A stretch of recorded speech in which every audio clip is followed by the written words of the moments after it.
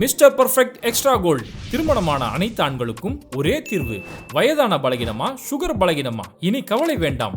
100% இயற்கை வயகரா, 100% ஹலாலான முறையிலும் தயாரிக்கப்படுகிறது. எவ்வித கலப்படமும் கிடையாது, பக்க விளைவும் கிடையாது. ஆர்டர் செய்தாலே போதும், உங்கள் இல்லம் தேடி வந்து சேரும். மேலும் விவரங்களுக்கு கீழுள்ள எண்ணை அணுகுங்கள். விஜயை வெளுத்து வாங்கி இருக்கக்கூடிய நடிகர் அஜித், இனி ஒரு அஜித் ரசிகர்களுடைய ஓட்டு கூட விஜய் பக்கம் விழாது அப்படின்றது உறுதியாகக்கூடிய அளவுக்கு ஒரு தரமான சம்பவம் நடந்திருக்குது. அதுலயும் தனக்கான ஒரு கூட்டத்தை கூட்டிட்டு இப்படி தனக்குன்னு ஒரு கூட்டம் கூடுறத பார்த்து அதை பார்த்து திருப்தி அடையக்கூடிய, சந்தோஷம் அடையக்கூடிய, இப்படி வெறி பிடிச்ச சமுதாயமா நம்ம இருக்கோம் அப்படின்னு அஜித் ஒரு கேள்வி கேட்டாரு பாருங்க. மாணவர்கள் தும்பப்பூல தூக்க மாட்டி தொங்குற அளவுக்கு அப்பேற்பட்ட கேள்விகள். அதுவும் அஜித் இந்த இடத்துல இது மாதிரி விஜய் மாதிரியான நபர்களை மட்டும் நோக்கி கேள்வி கேட்கல. இங்க இருக்கக்கூடிய ஊடகங்கள், இங்க இருக்கக்கூடிய மீடியாக்கள் அவங்களுடைய டிஆர்பி வெறிக்காக எப்பேற்பட்ட செய்திகளை இங்க மக்களுக்கு கொடுத்துட்டு இருக்காங்க அப்படிங்கிறத அதையுமே அஜித் இந்த இடத்துல ரொம்ப ஒரு சமுதாய அக்கறையோட, ஒரு சமுதாய பொறுப்புணர்வோட அஜித் பேசுற அந்த வீடியோ இன்னைக்கு சோசியல் மீடியாவில் பெரிய அளவுல வைரலா மாறி இருக்கு. இப்போ நடிகர் அஜித் குமார் அவர் இந்த கார் ரேஸ் சம்பந்தமான பல நிகழ்ச்சிகளை கலந்துக்கிறதால ஒரு ஆங்கில தனியார் ஊடகம், அந்த ஊடகத்துக்கு அவர் பேட்டி கொடுக்கும் போது அதுல பல விஷயங்களை கேட்கும் போது மீடியாவில் என்ன கேள்வி கேட்டாங்கன்னா, கரூர்ல ஒரு கூட்ட நெரிசல் நடந்தது, நடிகர் விஜயை பார்க்க போய் இவ்வளவு பெரிய கூட்ட நெரிசல் ஏற்பட்டது அப்படின்னு கேட்கும் போது அப்போ அஜித் அதுக்கு பதில் சொல்றாரு, இந்த மாதிரி அந்த கூட்ட நெரிசலுக்கு ஒரு தனி நபரை மட்டும் காரணமா காட்டக்கூடாது அப்படின்னு சொல்லி ஒரு வார்த்தையை சொன்னாரு. இந்த ஒரு வார்த்தை சொன்னோன்னா ஐயோ பாத்தீங்களா, அஜித் விஜய்க்கு ஆதரவு கொடுத்துட்டாரு, விஜய் மேல தப்பு இல்லைன்னு சொல்லிட்டாரு, விஜய் அஜித் விஜய்க்கு முழு ஆதரவு அப்படிங்கிறாங்க. தந்தி டிவி இன்னைக்கு தேதிக்கு நீங்க வேணா பக்கத்துல இருக்கக்கூடிய பத்திரிகை கடை, பேப்பர் கடையில போய் பாத்தீங்கன்னா தந்தி டிவியோட ஹெட்டிங் பேஜ் இருக்கும், விஜய்க்கு அஜித் ஆதரவு அப்படின்னு சொல்லி ஒரு அளவும் புரியாம மொட்டை தலைக்கு முழகாலுக்கு முடிச்சு போட்டு, ஏன்னா இப்படி ஒரு தலைப்பு போட்டா விஜய் ரசிகர்கள் இன்னைக்கு தினத்தந்தியை 10 ரூபா கொடுத்து வாங்கிடுவாங்க அப்படிங்கிறதுக்காக இப்படி ஒரு தலைப்பு, விஜய்க்கு அஜித் ஆதரவு அப்படிங்கிற மாதிரி ஒரு செய்தியை போடுறாங்க. உள்ள போய் அஜித் என்ன பேசினார் அப்படிங்கிறத பார்த்தாதான் அஜித் கழுவி ஊத்தி வச்சிருக்கிறாரு. அந்த இடத்துல அஜித் என்ன சொல்றாருன்னா, இந்த கரூர் பிரச்சனைக்கு ஒரு தனி நபர் மட்டும் காரணம் கிடையாது, நம்ம எல்லாரும் தான் அதுல பொறுப்பே இருக்கணும். ஒரு கிரிக்கெட் மேட்ச் ஒண்ணு நடக்குது அப்படின்னா அந்த கிரிக்கெட் மேட்ச் நடக்கக்கூடிய இடங்கள்ல இப்படி கூட்ட நெரிசல மக்கள் எங்கேயுமே போய் சாவலையே. ஒரு கிரிக்கெட் கிரவுண்டு, ஒரு கிரிக்கெட் ஸ்டேடியம், அவ்வளவு பெரிய கூட்டம் வருது, 20,000-30,000 பேர் ஒரு ஸ்டேடியத்துல ஒண்ணு கூடுறாங்க. ஆனா அங்க எங்கேயுமே கூட்ட நெரிசல் இப்படி இத்தனை மக்கள் எங்கேயுமே செத்து போகலையே. ஆனா சினிமா தியேட்டர்லயும் ஒரு நடிகரை பார்க்கறதுக்காக மட்டும் வரக்கூடிய இடங்கள்ல மட்டும் ஏன் இது மாதிரியான மரணங்கள் நிகழுது? அப்ப இது யார் மேல தப்பு? நம்ம எல்லாரும் இதுக்கு பொறுப்பு இல்லையா அப்படின்னு சொல்லி ஒரு ஆக்கப்பூர்வமான கேள்வியை அஜித் குமார் அந்த இடத்துல கேட்டிருக்காரு. கிரிக்கெட்டுக்கு அவ்வளோ 10,000 பேர் கூட்டினாலும் அது ஒரு கிரிக்கெட் மேட்ச், அதை நான் பார்க்க போறேன், ஒரு பொழுதுபோக்கு, அடுத்து என் வேலையை பார்க்க போயிருவேன். இந்த புரிந்துணர்வு இருக்குல்ல. ஏன் ஒரு சினிமா நடிகனை பார்க்க போய் நீ ஏன் போய் உயிரை விடுற? அப்ப அந்த அளவுக்கு உனக்கு சினிமா மோகம் கேக்குதா? சினிமா ஏன் உன் வாழ்க்கையோட ஒரு அங்கமா சேர்க்கிற அப்படின்னு சொல்லி அஜித் குமார் இந்த அளவுக்கு தெளிவா கேட்டாரு. அதுலயும் இதுல கூடுதலா இன்னொரு விஷயம் நம்ம சொல்றாந்தா, ஏன் சினிமா நடிகனை பார்க்க போற இடத்துல மட்டும் இந்த மாதிரி நடந்தது அப்படின்னா, இது இந்த இடத்துல அஜித் பெருந்தன்மையா தனிநபரை குறை சொல்லாதீங்க, தனிநபர் மேல பொறுப்பு இல்லை அப்படின்னு சொல்லியிருக்கலாம்.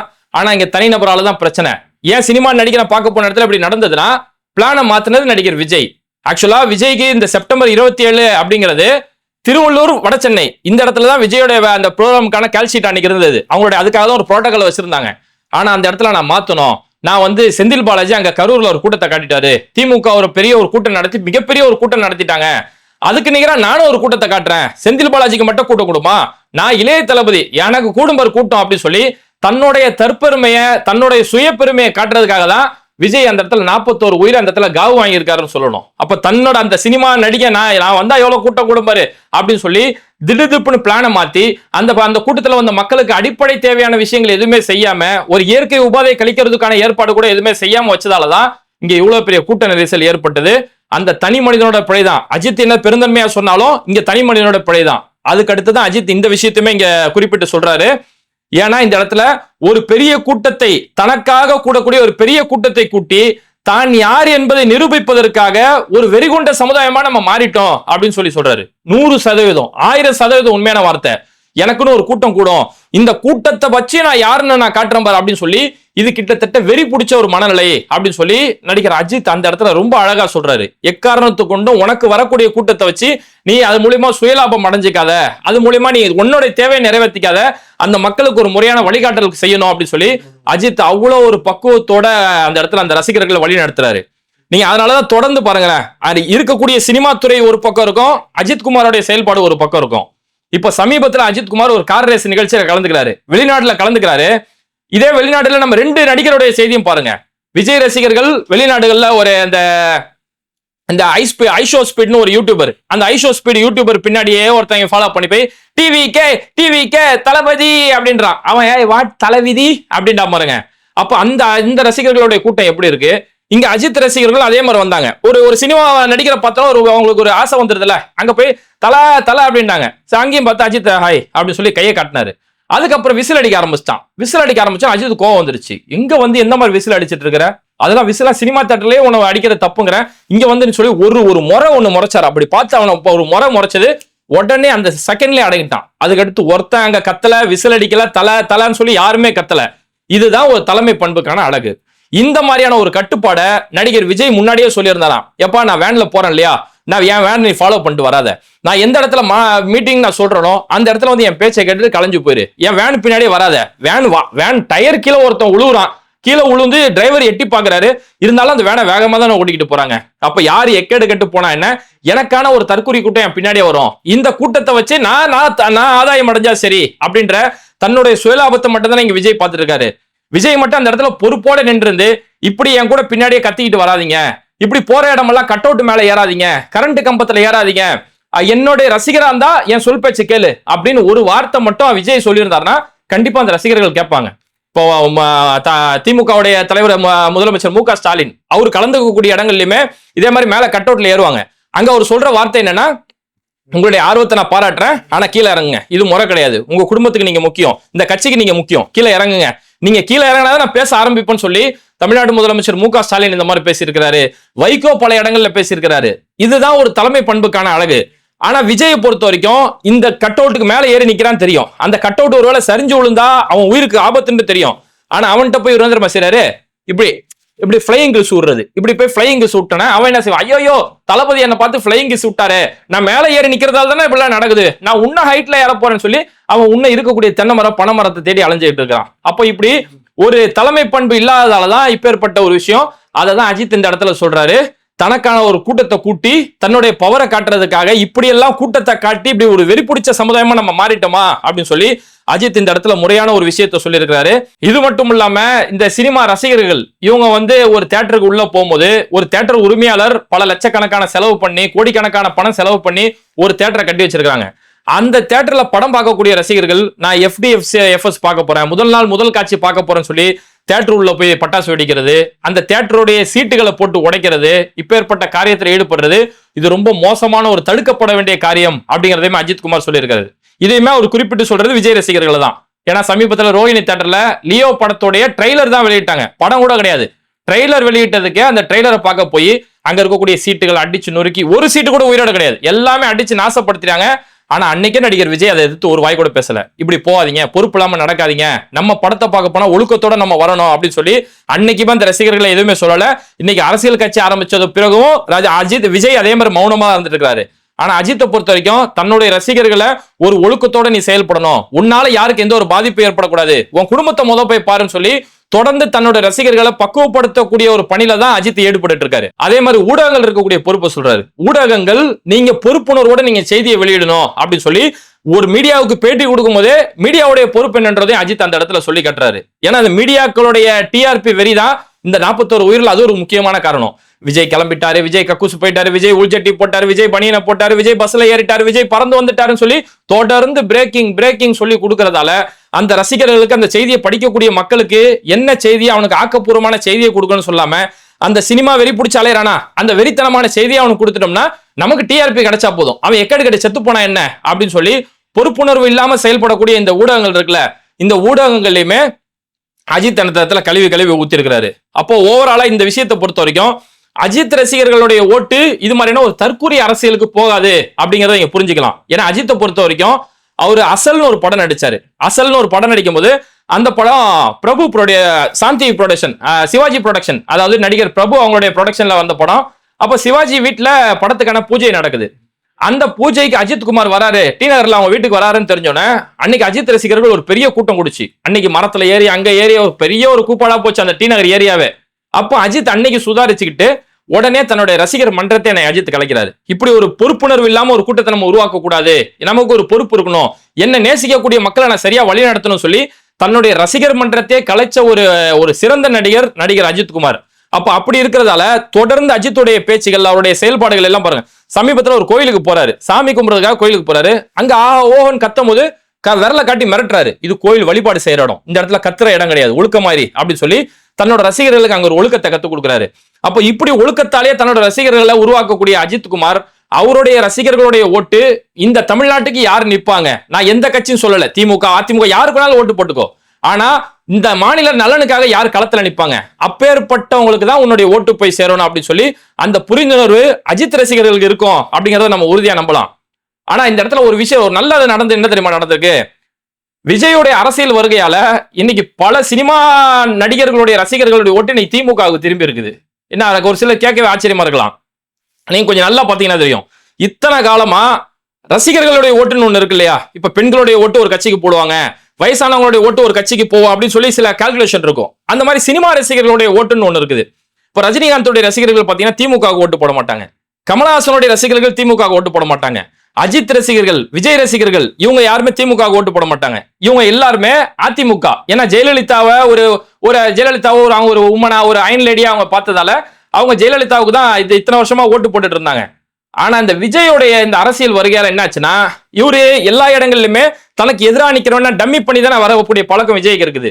அந்த மாதிரி என்ன செஞ்சாரு, நான் சூப்பர் ஸ்டாருக்கு நிகர் நான் தான் அப்படிங்கிற மாதிரி இந்த நடிகர் ரஜினியுடைய படம், இந்த தர்பாரு, அப்புறம் ஜெயிலர், இது மாதிரியான படங்கள் வரும்போது அந்த படத்தை காலி பண்ணக்கூடிய வேலைகள்ல விஜயோடைய அந்த பிஆர்ஓ டீம் இதுக்காக முழு வேலை செஞ்சாங்க. ரஜினிகாந்த்ல என்னைக்கே முடிஞ்சு போச்சு, அடுத்த சூப்பர் ஸ்டார் வந்து இளைய தளபதி விஜய் தான் அப்படிங்கிற மாதிரியான வேலைகள் செஞ்சிருக்கும் போது ஒரு கட்டத்துல பொறுக்க முடியாம ரஜினிகாந்தே காக்கா கழுகு கதை சொல்ல ஆரம்பிச்சாரு. ஏன் இதை தட்டி விட்டுட்டு நீ வரலாம் ஆசைப்படுறியா அப்படின்னு சொல்லி இந்த அளவுக்கு ரஜினியை ஒரு காட்டமா பேச ஆரம்பிச்சாரு. சமீபத்துல ரஜினிகாந்தோட கூலி படம் வந்துச்சு. அப்ப விஜய் ரசிகர்கள் ஒரு சிலர் இந்த மாதிரி தான் செய்ய ஆரம்பிச்சாங்க, இந்த படம் நல்லாவே இல்லை அப்படி சொல்லி அந்த படத்தை பத்தி ரொம்ப கேவலமான ப்ரொமோஷன்கள். இவங்களுக்கு அந்த படத்துக்கு சம்பந்தமே இல்லை, ஆனா அந்த படத்தை காலி பண்ணா எங்கால் வளர்ந்துருவாரு அப்படிங்கிற மாதிரி கேவலமான வேலைகள் செய்ய ஆரம்பிச்சாங்க. அப்ப அந்த இடத்துல பல ரஜினி ரசிகர்கள், விஜய் ரசிகர்கள் அடிக்கக்கூடிய சம்பவம்லாம் நம்ம பார்த்தோம், சினிமா தியேட்டர் வாசல்ல நடந்தது. அப்ப இது மாதிரி நடந்ததால இவங்க என்ன ரொம்ப ஆட்டம் போட்டுட்டு இருக்கிறாங்களே, ஒரு புரிந்துணர்வே இல்லாம, ஒரு அரசியல் புரிதல் இல்லாம இப்படி இருக்கிறாங்களே சொல்லி இன்னைக்கு ரஜினி ரசிகர்களுடைய ஓட்டு ஆட்டோமேட்டிக்கா திமுக பக்கம் திரும்புறது. ஏன்னா நீ திமுக எதிர்க்கிறியா, நான் திமுக ஓட்டு போறேன்னு சொல்லி இன்னைக்கு ரஜினி ரசிகர்கள் அந்த முடிவு எடுத்த ஆரம்பிச்சிருக்காங்க. கமல் ரசிகர்கள் அது மாதிரியான முடிவு எடுத்த ஆரம்பிச்சிருக்காங்க. இன்னைக்கு அஜித்துடைய இந்த வழிகாட்டலால ஆட்டோமேட்டிக்கா அஜித் ரசிகர்களுடைய ஓட்டுமே இன்னைக்கு திமுக பக்கம் திரும்பக்கூடிய அளவுக்கு தான் இன்னைக்கு கள நிலவர சம்பவம் நடந்திருக்குது. ஏன்னா விஜயை பொறுத்த வரைக்கும் அவருக்கு தான் எப்படி அரசியல் செய்யணுங்கிறதே தெரியல. ஒண்ணு இல்ல, இப்போ நேத்து முந்தானத்து நடந்த சம்பவம், அக்டோபர் 30 முத்துராமலிங்க தேவருடைய நினைவு நாள். முத்துராமலிங்க தேவர் நினைவு நாள் அப்படிங்கும் போது எல்லாருமே அவருடைய சமாதிக்கு, இங்கிருந்து ராமநாதபுரம் போய் அவருடைய சமாதிக்கு போய் அவருக்கு மரியாதை செலுத்துறது வழக்கம், அங்க அஞ்சலி செலுத்துறது வழக்கம். இல்ல சென்னையில இருக்கக்கூடிய தலைவர்கள், நம்ம சென்னையில இருக்கக்கூடிய மவுண்ட் ரோட்ல இருக்கக்கூடிய அவருடைய சிலை இருக்கும், அந்த சிலைக்கு போய் நந்தனத்துல போய் அதுக்கு மாலையிட்டு அஞ்சலி செலுத்துறது வழக்கம். ஆனா விஜயை பொறுத்த வரைக்கும் அவர் ராமநாதபுரத்துக்கு போக மாட்டாரு, மவுண்ட் ரோட் நந்தன சிலைக்கும் போக மாட்டாரு, வீட்டுக்குள்ளேயே, அது எவ்வளவு பெரிய தலைவராட்டும் எல்லாரையும் நான் சமமா தான் நடத்துவேன், எல்லாருக்கும் நான் வீட்டுல மட்டும் தான் பூஜை போடுவேன்னு சொல்லி எல்லாருடைய போட்டோவுமே ஹோல்சேலா வாங்கி வச்சிருக்க நடிகர் விஜய் தான். எல்லாருக்குமே வீட்டுல வச்சு ஒரு பூஜையை போட்டு ஒரு போட்டோவை போட்டு 2 மலர் மாலையை தூவி விட்டு அவ்வளவுதான். இதுக்கு மேல எங்க அரசியல் இவ்வளவுதான், ஒரு மாலை போட்டோமா அதோட நினைவால எங்க அரசியல் முடிஞ்சு போச்சு அப்படின்னு சொல்லி இப்பேற்பட்ட ஒரு அரசியல் செய்யறாரு. இந்த இடத்துலயுமே விஜய் எப்பேற்பட்ட தனக்குன்னு ஒரு வழிகாட்டல் இல்லாத ஒரு நபர்ன்றதை பாருங்க. அக்டோபர் 2 காமராஜருடைய நினைவு நாள். இப்போ தாவேகா கட்சியை பொறுத்த வரைக்கும் காமராஜரை தன்னோட கொள்கை வழிகாட்டு தலைவர்கள் ஒருத்தரா வச்சிருக்கிறாங்க. கொள்கை வழிகாட்டின் பெரியார பத்தி சீமான் அசிங்கமா பேசும்போது கூட விஜய் அதுக்கு மறுப்பு பேச மாட்டாரு. ஆனா பேரளவுல பெரியார் கொள்கை தலைவர்னு சொல்லிப்பாரு. பெரியார் ஒரு கொள்கை தலைவர், அண்ணா கொள்கை தலைவர், காமராஜர் ஒரு கொள்கை தலைவரும்பாங்க. காமராஜரோட நினைவு நாள் அக்டோபர் 2 போச்சு. அன்னைக்கு எந்த ஒரு நினைவஞ்சலியோ அதுக்கு இந்த போட்டோவுக்கு மாலை போடக்கூடிய எதுவுமே செய்யல. அக்டோபர் 30 முத்துராமலிங்க தேவருடைய நினைவு நாள் வரும்போது அன்னைக்கு மாலை போடுறாரு. காரணம் என்னன்னா, அக்டோபர் 2 காமராஜரோட நினைவு நாள் அன்னைக்கு இவங்களுடைய கட்சியோட 2ஆம் மட்ட தலைவர்கள், கட்சிக்கு ஐடியா கொடுக்குறவங்க எல்லாம் தலைமுறை அப்ஸ்காண்டா இருந்தாங்க. அப்போ யாருமே விஜய்க்கு ஐடியா கொடுக்கறதுக்கு ஆளு கிடையாது. ஒருத்தன் வந்து சொல்லணும், தலைவரே இது செய்யணும், தலைவரே இந்த இடத்துல மாலை எப்படி எடுக்கணும், எடுத்து போட்டோக்கு இப்படி போடணும் அப்படின்னு சொன்னாதான் அவருக்கு அதை செய்ய தெரியும். சுயமா எதுவுமே செய்ய தெரியாது. இப்ப தலைமறைவா இருந்தவங்கள இன்னைக்கு வெளியில வர ஆரம்பிச்சுட்டாங்க. அப்போ வந்து தலைவரை முத்துராமலிங்க தேவருக்கு எல்லாருமே போட்டோ போட்டா மஞ்சள் அஞ்சலி செலுத்திட்டு இருக்காங்க, நீங்களும் போட்டோ வச்சிருக்க தலைவர். ஓ அப்படியா, சரி எப்படிப்பா பொண்ணா இப்படியா அப்படின்னு சொல்லி இவருமே அந்த போட்டோவுக்கு மாலை போடக்கூடிய அது மாதிரி வேலைகள். அப்போ சுயமா இவருக்கு எதுவுமே செய்ய தெரியாது, என்ன சொல்லி கொடுக்குறாங்களோ அதை மட்டும்தான் விஜய்க்கு செய்ய தெரியும் அப்படிங்கிற ஒரு நிலைமையில தான் இன்னைக்கு விஜயோட நிலைமை இருந்துட்டு இருக்குது. அதனாலதான் பாருங்க இன்னைக்கு எஸ்ஐஆர்னு சொல்லக்கூடிய இந்த தீவிர வாக்கு திருத்த பட்டியல் வெளியிட போறாங்க. இந்த எஸ்ஐஆர் அவ்வளவு ஒரு ஆபத்தான ஒரு விஷயம். எப்படி பீகார்ல 65 லட்சம் வாக்காளர்களை நீக்கி பாஜகவுக்கு போகக்கூடிய ஓட்டுகள் மட்டும்தான் இனி வாக்குகள், பாஜகவுக்கு எதிராக எந்த வாக்குகள் இருக்குமோ இஸ்லாமியர்களுடைய வாக்குகள், தாழ்த்தப்பட்ட சமூக மக்களுடைய வாழ்த்துக்கள், பெண்களுடைய வாக்குகள், இந்த வாக்குகள்லாம் நீக்கக்கூடிய இந்த ஒரு மறைமுக வாக்கு திருட்டு இந்த எஸ்ஐஆர் மூலமா எப்படி செய்யறாங்க, எவ்வளவு ஒரு அராஜகமா தேர்தல் ஆணைய துணையோட ஒரு சட்டப்பூர்வமா இந்த மாதிரியான வேலைகளை செஞ்சுட்டு இருக்காங்களே. இன்னைக்கு எல்லா அரசியல் கட்சிகளும் கடுமையா எதிர்த்துக்கிட்டு இருக்காங்க. ஆனா விஜயோட தரப்புல வந்து இப்போ வரைக்கும் எதுவுமே வாயை திறக்கவே இல்லை. இதுக்கப்புறம் எல்லாருமே பேசினதுக்கு அப்புறம் இதுக்கு ஓரளவு வைரல் ஆனது, ஏன்னா இவங்க வைரலை பார்த்து தான் அரசியல செய்வாங்க. வைரல் ஆனதுக்கு அப்புறம் விஜயோட தரப்புல வந்து ஒரே ஒரு A4 ஷீட்ல ஒரே ஒரு அறிக்கை மட்டும் வரும், அவ்வளவுதான். ஐயோ தலைவர் விஜய் எஸ்ஐஆர் எதிர்த்துட்டாருப்பா அப்படின்னு சொல்லக்கூடிய அளவுக்கு இப்பேற்பட்ட ஒரு அரசியல். அப்போ 4 பேர் என்ன சொல்லி கொடுக்குறானோ அதுதான் எனக்கு அரசியல் தெரியும், அந்த அரசியலும் ஒரு A4 ஷீட்ல எழுதி காமிச்சு அதுதான் எனக்கு அரசியல் தெரியும், சுயமா எனக்கு எதுவுமே செய்ய தெரியாது அப்படின்னு சொல்லக்கூடிய ஒரு நபர். இவரு தான் இந்த தமிழ்நாட்டுல காப்பாற்ற போறாரு, இவரு தான் தமிழ்நாட்டோட எதிர்காலம் சொல்லி அவரை நம்பிட்டு இருக்கக்கூடிய ஒரு கூட்டம். இப்படி அப்பாவி கூட்டத்தை, ஒரு அடிப்படை அரசியல் புரிதல் இல்லாத ஒரு கூட்டத்தை வச்சு இதை வச்சு நான் ஜெயிச்சிடலாம் அப்படின்னு நினைக்கிறார்ல. அதனாலதான் அஜித்குமார் இந்த இடத்த சொன்னாரு, தனக்கான ஒரு கூட்டத்தை காட்டி இதை வச்சு தன்னுடைய பலத்தை காட்டுறதுக்கான ஒரு வெறி பிடிச்ச சமுதாயமா நம்ம மாறிட வேணாம் அப்படிங்கறத அஜித்குமார் ரொம்ப தெளிவா சொல்லி இருக்கிறாரு. மொத்தத்துல நம்ம பார்க்கும்போது அஜித்தோட அந்த பேச்சுல இருக்கக்கூடிய அந்த பொறுப்புணர்வு பாருங்களேன். இந்த இடத்துல அஜித் சொல்லும் போது இந்த இடத்துல ஒரு தனி நபர் மேல பொறுப்பு சொல்லாதீங்க, ஒரு தனி நபர் மேல குற்றம் சொல்லாதீங்க, சமூகம் எல்லார் மேலயும் பொறுப்பு இருக்குன்னு சொல்லி ஒரு பெருந்தன்மையோட, தப்பு எல்லாம் இந்த கூட்டத்து மேலதான், அந்த தனி நபராலதான் தப்பு அப்படின்னாலுமே அஜித் அந்த இடத்துல சுட்டி காட்ட வேண்டியது அழகா சொல்லிட்டு, ஆனா அதுக்குன்னு ஒரு தனி நபரையே குறை சொல்லாதீங்க, நம்ம எல்லாருக்கும் ஒரு பொறுப்பு இருக்குன்னு சொல்லி அவ்வளவு கண்ணியத்தோட அந்த இடத்துல அஜித் பேசுறாரு. தமிழ்நாடு முதலமைச்சர் மு க ஸ்டாலின் கரூர்ல இவ்வளவு பெரிய துயர சம்பவம் நடந்தோன்னு மறுநாள் காலையில வீடியோ போடுறாரு. எந்த ஒரு தலைவனும் தன்னுடைய தொண்டர்கள் சாவறதை எதிர்பார்க்க மாட்டாங்க, இந்த இடத்துல நியாயமா அரசியல் செய்யணும்னு நினைச்சிருந்தா இந்த இடத்துல விஜய் பொறுப்பு இல்லாம இருந்துட்டாரு, விஜய்க்கு இப்படியே கிடையாது, சினிமால இருந்து வரவங்களா இப்படின்னு ஒரு பேச்சு மட்டும் அன்னைக்கு மு க ஸ்டாலின் பேசி இருந்தாருன்னா அது விஜய்க்கு எதிராக பெரிய அளவுல மக்கள் திரள காரணமா இருக்கும். ஆனா அந்த மாதிரி சில்லற அரசியல் செய்யல. எந்த ஒரு தலைவனும் தொண்டன் சாவறதை எதிர்பார்க்க மாட்டாங்க, அவரை குறை சொல்லாதீங்க, அவரே மன அழுத்தத்துல இருப்பாரு அப்படின்னு சொல்லி இவ்வளவு ஒரு பெருந்தன்மையோட, இதுதான் பக்குவப்பட்ட அரசியல், இவ்வளவு பெருந்தன்மையோட தமிழ்நாடு முதலமைச்சர் மு க ஸ்டாலின் செயல்பட்டாரு. ஆனா இதுதான் பெருந்தன்மைவாதிகளுடைய அரசியல். ஆனா விஜய் வீடியோ போட்டு 3ஆவது நாள் ஒரு வீடியோ ஒண்ணு போட்டாரு, சிஎம் சார் பழி வாங்கிறீங்களா சார், பணியூர்ல தான் இருப்போம் சார் அப்படி சொல்லி எந்திரன் படத்துல அந்த ரோபோ ரஜினிகாந்த் பேசுற மூஞ்சில ரியாக்ஷனே இல்லாம அப்பேற்பட்ட ஒரு பேச்சு பேசினாரு. அப்போ விஜயோட இந்த அரசியல் தொடர்ந்து தனக்கான சுயநலம், இந்த ரசிகையை எக்கேடு கட்டு போனா என்ன, அவன் கட்டையேறி செத்து போனா என்ன, டயர் கீழ மாட்டி செத்து போனா என்ன, நான் நல்லா இருந்த போதும் அப்படின்னு சொல்லக்கூடிய ஒரு சுயநல அரசியலை தான் விஜய் தொடர்ந்து செஞ்சிட்டு இருக்கிறாரு. அதனால இந்த அளவுக்கு ஒரு நடிகரா மட்டும் இல்லாம சமுதாயத்துல பொறுப்புள்ள ஒரு நபரா நடந்துறதுக்காக நடிகர் அஜித்குமாருக்கு பேட்டை டிவி சார்பில் மிகப்பெரிய வாழ்த்துக்களை பதிவு செஞ்சுக்கிறோம்.